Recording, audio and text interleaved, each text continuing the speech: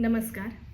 Me doctor Rani Nimbalkar, consultant obstetrician, gynaecologist, laparoscopic surgeon and infertility specialist at Hedgewar hospital, Amravati.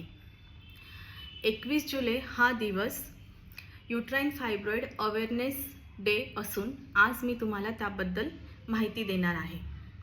तर आज आपण जाणून घेणार आहोत फायब्रॉईड म्हणजे काय, त्याची लक्षणं काय असतात, तो कशामुळे होतो, फायब्रॉईडला ट्रीटमेंटची गरज आहे की नाही, त्याला शस्त्रक्रियेची गरज आहे की नाही व कधी शस्त्रक्रिया करावी व कोणत्या प्रकारच्या शस्त्रक्रिया असतात. तर फायब्रॉईड म्हणजे काय? फायब्रॉईड ही कॅन्सर नसलेली गर्भाशयाची गाठ असून गर्भधारणा वयोगटामध्ये कॉमनली दिसून येते.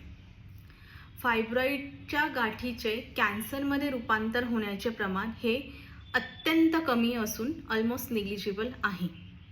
फायब्रॉईड यालाच आपण मायोमा, फायब्रोमायोमा किंवा गर्भाशयाची गाठ, बच्चेदानी की गठान किंवा रसोली असेही म्हणतो.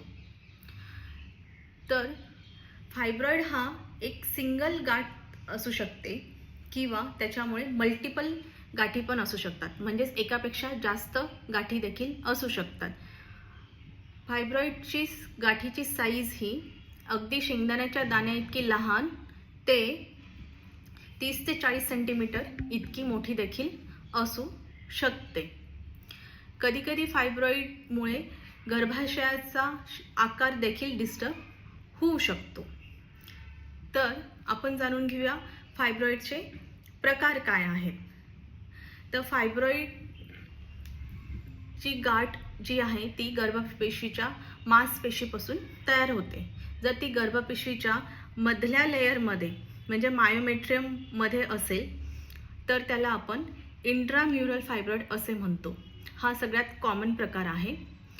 तर कधीकधी फायब्रॉईडची गाठ ही बाहेरच्या आवरणाकडे वाढते, त्याला आपण सबसिरोजल फायब्रॉईड असे म्हणतो.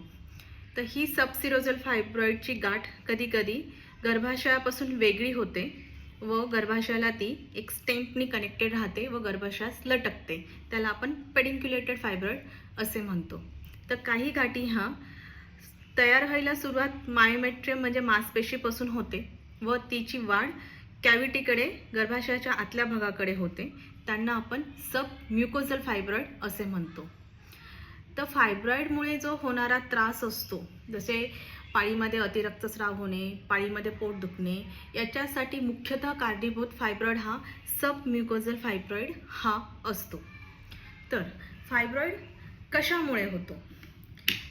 तर फायब्रॉईड कशामुळे होतो याचे एक्झॅक्ट कारण डॉक्टरांना किंवा सायन्सला अजूनही माहीत नाही आहे. का काही स्त्रियांना फायब्रॉईड होतो आणि काही स्त्रियांना फायब्रॉईड होत नाही, याचे कारण अद्यापही एक्झॅक्टली माहीत नाही आहे.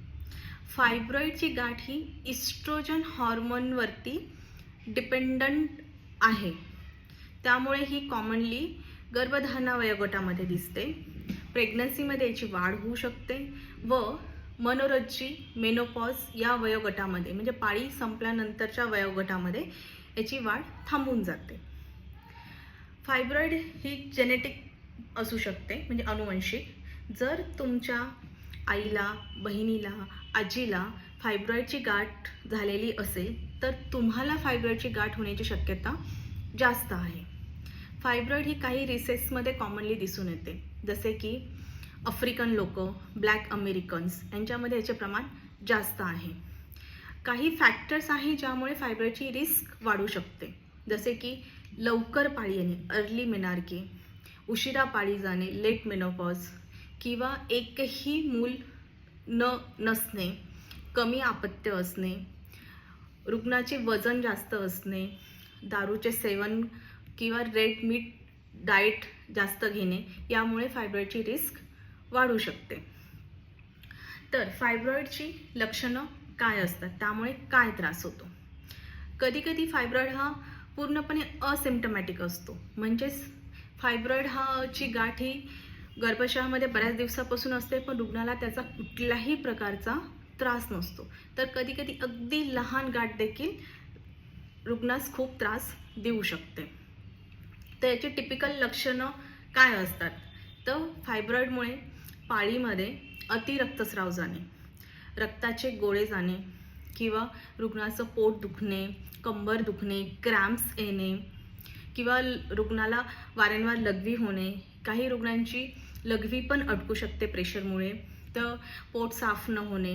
तसेच फायब्रॉईडमुळे इन्फर्टिलिटीसुद्धा होऊ शकते, म्हणजेच गर्भधारणा राहण्यास त्रास राहू शकतो किंवा त्याचा परिणाम प्रेग्नन्सीवरही होऊ शकतो, म्हणजेच अबॉर्शन होणे, प्रेग्नन्सीमध्ये ब्लिडिंग होणे, बाळाच्या वाढ कमी होणे असाही त्याचा त्रास होऊ शकतो. तर फायब्रॉईडचे निदान कसे केले जाते? काही रुग्ण हे डॉक्टरांकडे वेगळ्या काही कारणांसाठी येतात आणि तपासणी अंतर्गत किंवा सोनोग्राफीवरती फायब्रॉईड असल्याचे निदर्शनास येते.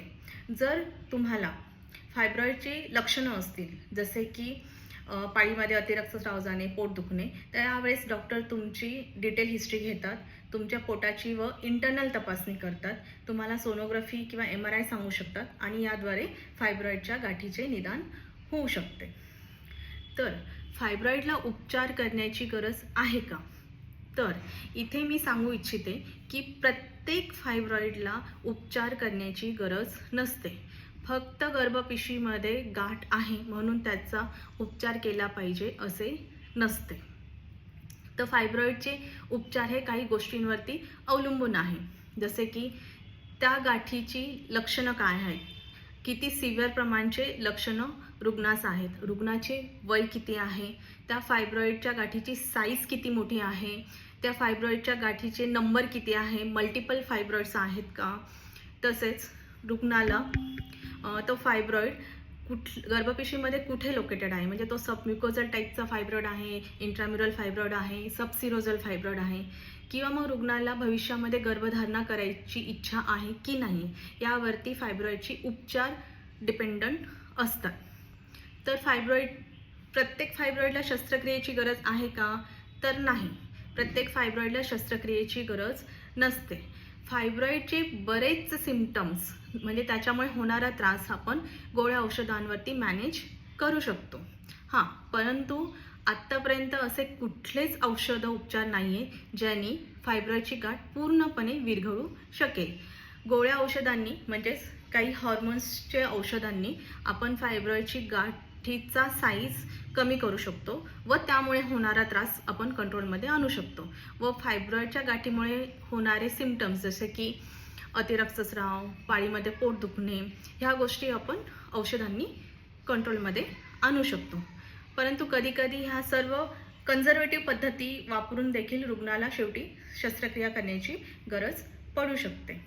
तर फायब्रॉईडसाठी कुठल्या शस्त्रक्रिया असते? तर यामध्ये फायब्रॉईडची गाठ काढण्याची शस्त्रक्रिया किंवा पूर्णपणे गर्भाशय काढण्याची शस्त्रक्रिया करण्यात येते. तर हे दोन्ही शस्त्रक्रिया, जर फायब्रॉईडची गाठ लहान असेल तर योनीमार्गे शस्त्रक्रिया, त्यालाच आपण NDVH असे म्हणतो, किंवा मग पोटावरून टाक्यांच्या ऑपरेशननी किंवा मग दुर्बीणद्वारे करू शकतो. तर दुर्बीणद्वारे ही स्पेशलाइज टेक्निक सर्जरीची आहे, ज्यामध्ये रुग्णाच्या पोटावरती 1-1 सेंटीमीटरचे लहान चिरे देऊन आपण गर्भाशयाची गाठ किंवा गर्भाशय काढू शकतो. याचा फायदा असा होतो की रुग्णास कमी टाके पडतात, त्यांना कमी वेदना होते, त्यांचा ब्लड लॉस म्हणजे रक्तस्राव कमी होतो, त्यांचा ऑपरेशननंतर रिकव्हरी फास्ट असते आणि त्यामुळे ते त्यांच्या दैनंदिन कामामध्ये लवकर रुजू होऊ शकतात.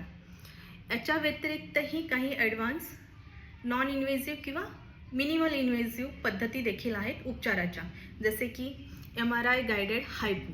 याच्यामध्ये हाय इंटेन्सिटी साऊंड वेव्हचा वापर केला जातो गर्भाशयाची गाठ डिस्ट्रॉय करण्यासाठी, किंवा मग युट्राईन आर्टरी एम्बोलायझेशन. यामध्ये गर्भाशयाच्या गाठीला रक्तपुरवठा करणाऱ्या रक्तवाहिन्यांना ब्लॉक करण्यासाठी काही स्पेशलाइज पार्टिकल्सचा वापर केला जातो. तर अशा पद्धतीने उपचार केला जाऊ शकतो. तर फायब्रॉईडची गाठ ही नॅचरल पद्धतीने विरघळू शकते का पूर्णपणे? तर नाही. परंतु फायब्रॉईडचे त्रास हा नॅचरल पद्धतीने कमी करण्यामध्ये मदत होऊ शकते. जसे की इस्ट्रोजन रिच फूड अवॉइड करणे, म्हणजे प्रोसेस, पॅकेज आणि रिफाईन्ड फूड अवॉइड करणे, रेड मीटचे सेवन कमी करणे, अल्कोहोल न घेणे, तसेच रेग्युलर एक्सरसाइज करणे, वजन कंट्रोलमध्ये ठेवणे. या पद्धतीने आपण त्याचा त्रास कमी करून घेऊ शकतो. जर तुम्हाला फायब्रॉईडच्या गाठीचे निदान झाले असेल तर तुम्ही घाबरून जाऊ नका. प्रत्येक फायब्रॉईडच्या गाठीला उपचाराची गरज नसते आणि तुम्ही डॉक्टरांच्या सल्ल्याने योग्य तो उपचार घेऊ शकता.